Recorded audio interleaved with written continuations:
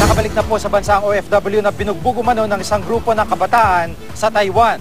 Nitong Mayo nangyaring insidente sa loob ng isang dormitoryo na tinutuluyan ng OFW na si Joey De Leon.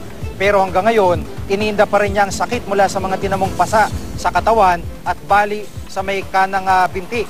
Nangyari raw ito sa kainitan ng issue kaugnay sa pagkakapatay ng ating Coast Guard sa isang mangingisdang Taiwanese. Maayos naman ang pag-aasikaso sa kanya ng gobyerno ng Pilipinas kaya mabilis siyang nakauwi sa bansa. 8 taong naging trabador sa isang pabrika sa Taiwan, si De Leon. Dumulog na siya sa Pangasinan Provincial OFW Desk sa pag-asang matutulungan din siya ng gobyerno para makahanap ng trabaho dito. Ang gusto kong hilingin sana yung sa livelihood na yung for example makapag ka man lang ng hanap buhay dito. Pagsisimulan. Pagsisimulan sana.